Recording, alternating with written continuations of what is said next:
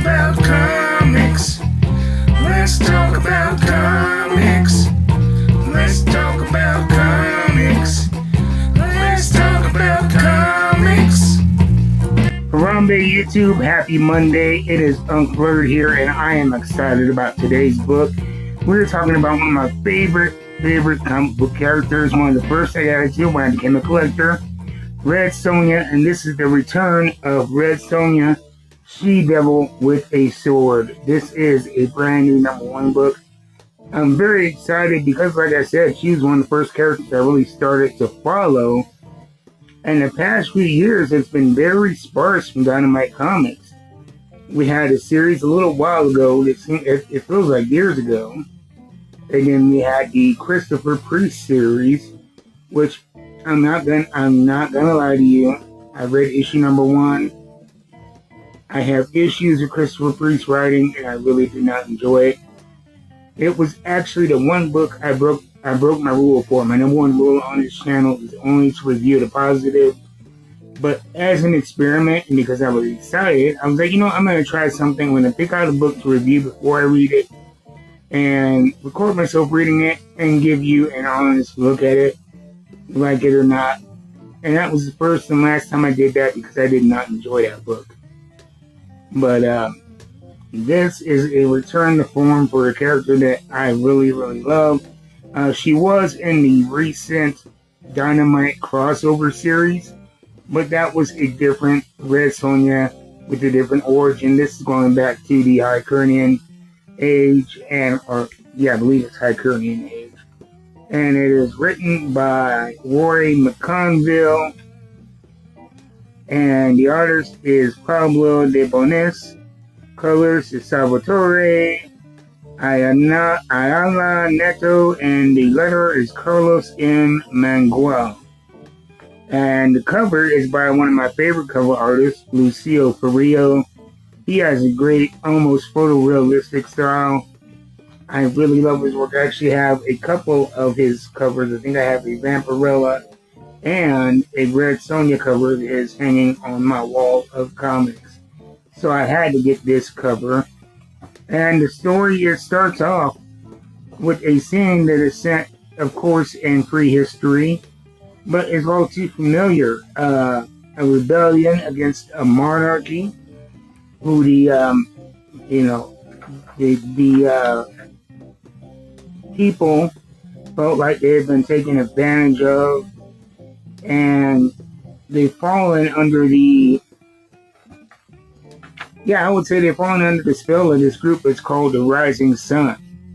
And they slaughter all of this royalty, and their goal is to find this new, I guess you would call a messianic type figure, who is the ancestor of a sorcerer.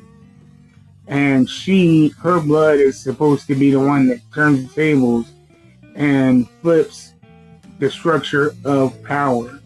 And one thing I appreciate about it is, while the sentiment is there, and it's very easy to fall for this group, it is subtly made obvious that they are not altruistic. That while what they may stand for may seem like they're fighting for the people, there is more going on beneath that facade. And that is done subtly throughout. If you really read into the way things are stated, the way they're talked about, and what their goals are, you're like, okay, yeah, these guys, the royals, were bad, but these guys are just as bad.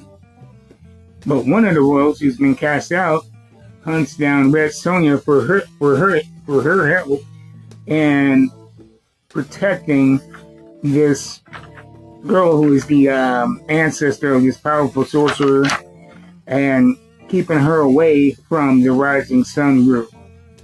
And it's, nothing that's going to be too groundbreaking if you are a fan of Red Sonja.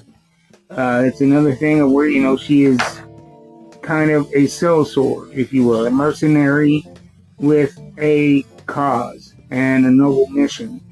And she's teamed up with this royal who's been outcast to do what she sees as the right thing and protect this heir, this ancestor of the sorcerer from the rising sun. It's a great story. It ends with a major cliffhanger. I'm not going to give you too many story details, but there are a lot of social dynamics in here. You see the old friend relationship, but there's still a little bit of mistrust between Red Sonja and the noble. There's complete mistrust between the noble and the ancestor of the sorcerer because she doesn't believe all of this nonsense and thinks that he is just a kidnapper and that the rising sun may be the good guys. And so there's lots of interpersonal dynamics, lots of action. They really took their time building the characters and working toward the cliffhanger. It doesn't feel like it's unearned. And the most important thing is, by the time I got to the last panel, I wanted more, but I didn't feel ripped off. And to me, that is the point of a good comic book, is by the time you get to the end, you don't want it to be the end, but you also don't feel like you got shortchanged on pages and story. And I think that Red Sonja is back to form in this brand new Red Sonja She Double with the Sword series. Like I said, I'm a big fan of Lucio Carrillo's art, so I got that covered, but there are way too many covers. I try not to complain about too much of a good thing, but you look at the cover gallery here. I mean, you could almost have a cover for everybody, for everything.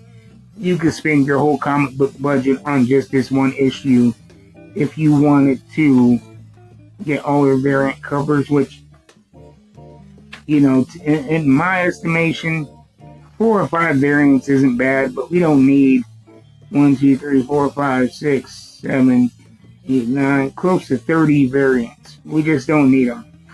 But that's my thoughts on it. Let me know what you guys think of this book if you read it, if it's something that you're planning on reading. If you like sword and sorcery and a lot of action, this is definitely a book for you without the twists and turns of Christopher Priest writing, the convolution of Christopher Priest writing. So get it at the local comic book store. And if you'd like to help this channel grow, you can buy me a coffee with the link on screen. And if you do not have a local comic book store, check out MidtownComics.com. They have the easiest to use website and the best prices and ship nationwide. But if you're on the West Coast or Middle America and you want the shipping a little bit cheaper and a little bit faster, check out my friends at Coffee and a Comic at coffeeandacomic.com. They send you first ground coffee with every comic order and send your books out at a great price and very safe and secure. So I'll see you guys next time. Until then, keep reading them books. You know I'm going to. I am out.